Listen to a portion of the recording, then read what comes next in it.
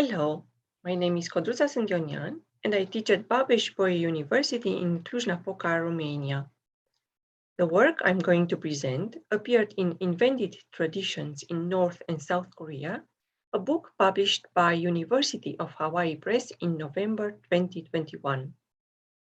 My chapter, entitled Spatializing Tradition, the Remaking of Historic Sites under Pak Chung-gi, examines heritage practices from the 1960s and 1970s and their connection to a wider discourse about tradition and identity expressed through Korean architecture. I argue that the Pak regime crafted a restrictive definition of traditional Korean architecture suitable for political use, and at the same time proceeded to invent heritage practices in order to disseminate this sanitized notion of tradition. This short video is a visual guide to accompany my chapter. It provides examples of the practices that I discuss at length in my work. At the end of the video, you can find a short guide on how to find the archives of reports I used for this work.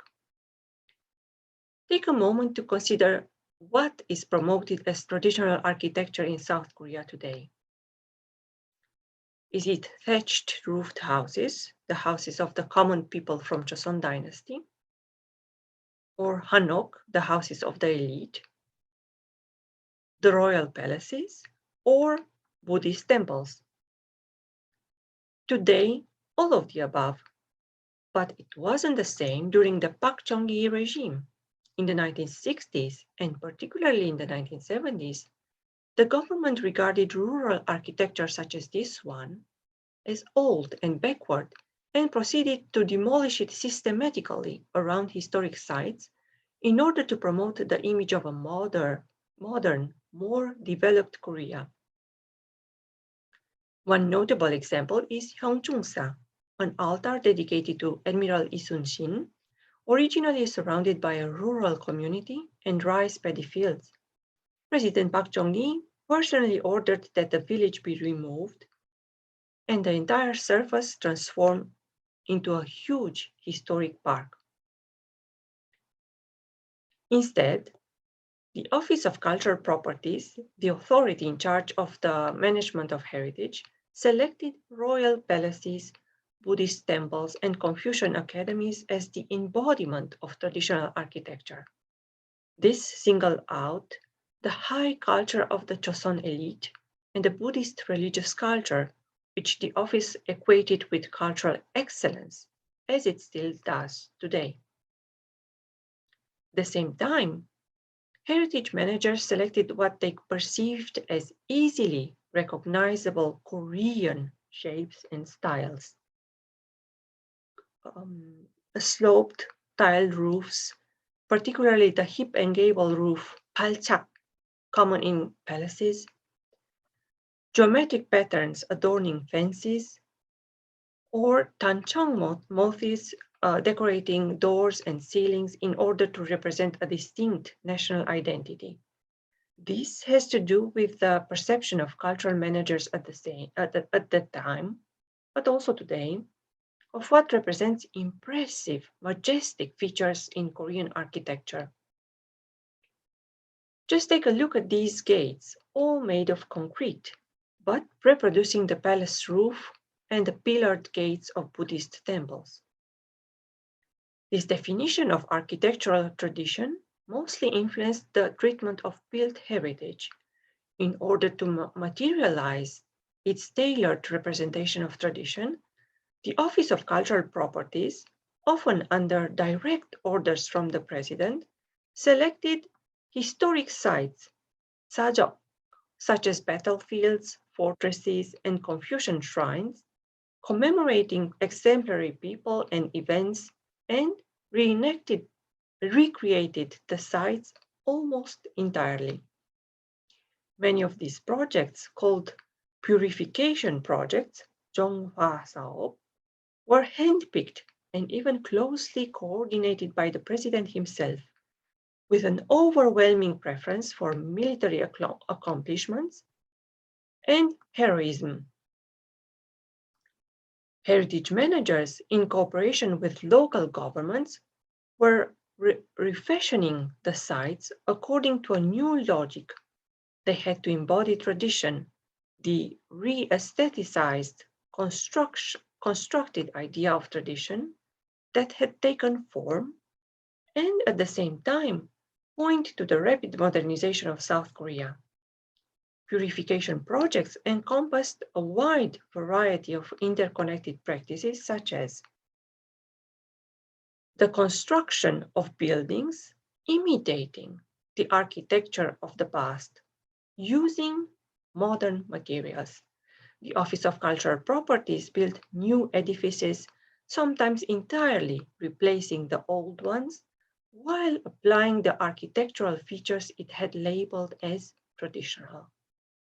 Here is a building newly erected in 1976 in the style of traditional architecture. You may be wondering why it is so white. It was made of concrete, left unpainted, departing from the tradition of Korean wooden architecture.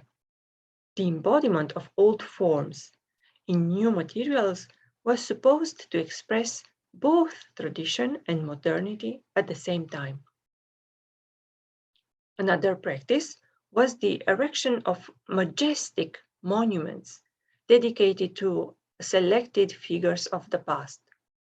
The new buildings were often large, imposing monuments or memorial halls that dominated the landscape, as is the case of this 15.2 meter tall Victory Monument situated on top of the hill at Hengju Fortress. A particular feature of the purification projects was the acquisition and clearing of land surrounding the sites. As mentioned before, most historic sites were surrounded by villages and farmland, but the state took ownership of it, compensated the peasants for their houses and farmland, and used the newly acquired land to refashion old sites in grandiose projects. The Office of Cultural Properties replaced rural communities with modern infrastructure. For example,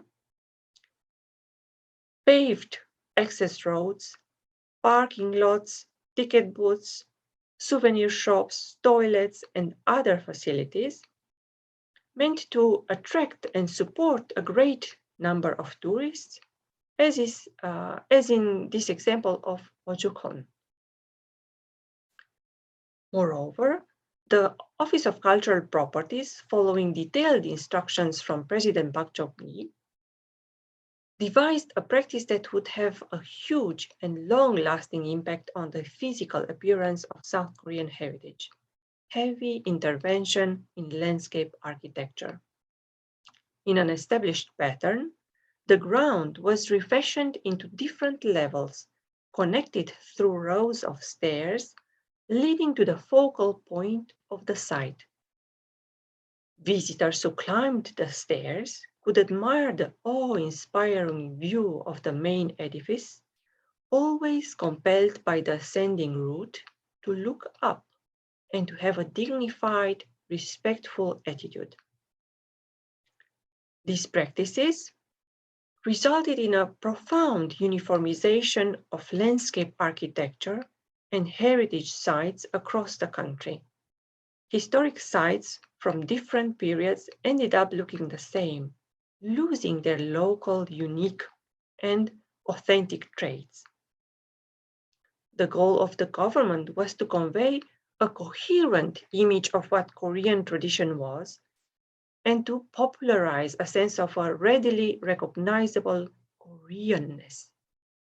My chapter ultimately shows that the purification projects altered the physical landscape of cultural spaces in South Korea in an attempt to define a purely Korean identity. I used archival data from various sources, but most importantly, the reports about purification projects published by the Office of Cultural Properties. Those who are interested can download these reports from the website of the Cultural Heritage Administration. go to 행정정보, then to 문화재 도서, then use the search function in the 간행물 section. Thank you.